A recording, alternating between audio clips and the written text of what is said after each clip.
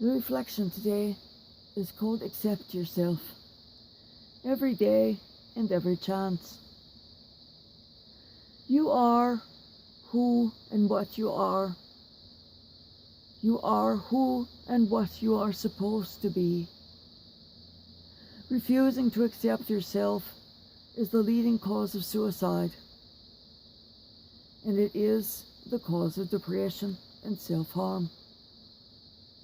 The Creator gave you great gifts from birth, and then He gave you other gifts later in life for you to use for when you're older. Some of you will aspire to use the gifts from birth, some not. Some of these gifts you will use for years and years, finding them early in your life, training to use them, growing into them, while other gifts, you won't discover in and of yourself until much later in your life. Or you'll know they're there, but you won't be interested in them.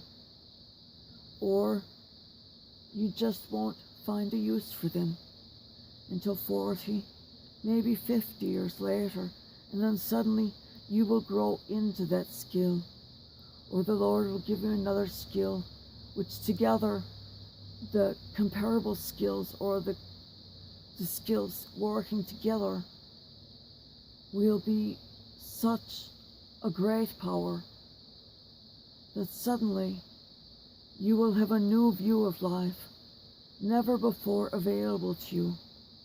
You will see things and view things and understand things. You will conceive things you would never before have been able to. When one denies one's self-acceptance, you are repeatedly and forever playing tapes in your mind that you heard other people, but now instead of your mother's voice or your brother's voice or your father's voice saying, "You're a slab, cut your hair, lose weight, dress better, someone will then love you, and then maybe you can get a date." Now it's your own voice with this very destructive message of hate.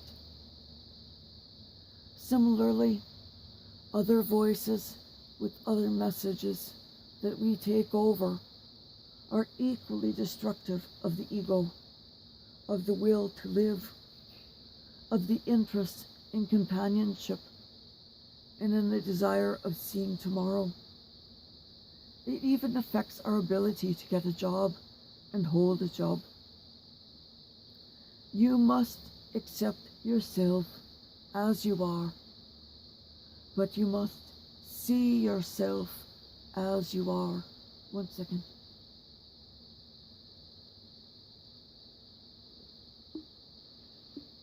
Thanks. You must have a realistic view of yourself. Do not see yourself always negatively. Do not see yourself over positively. You know the old saw, the pessimist sees the jar of glass, the jar of milk as being half full, half empty, and the optimist sees it as half full. A realist sees it as a jar of milk. Be the realist. See the jar, see the milk, and drink it. You are beautiful today, tomorrow, every day, because God the Creator makes no mistakes, and He made you. Every day, every minute of every day, God looks at you and He sees beauty, and He's filled with joy and love of you.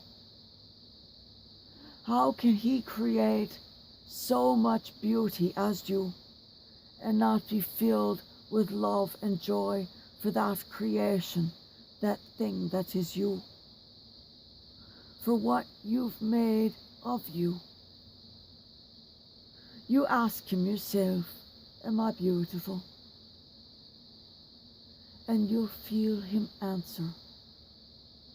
And you'll feel him surround you with what feels like the best comforter ever made, wrapping itself around you, and it's warm and snuggly like it is straight from a dryer, and you feel so safe and comforted.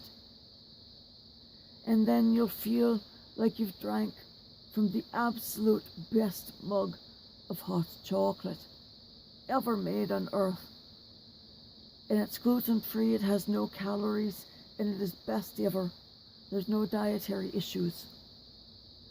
That drinking chocolate, that hot chocolate, was to your insides what the comforter was to your outsides. Warm, safe, comfort, peaceful.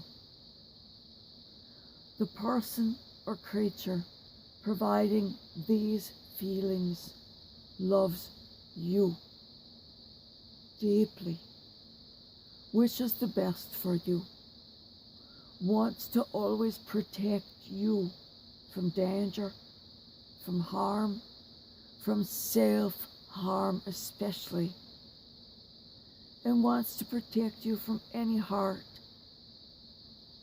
if it is all possible. Some hurt we need because that is how we learn.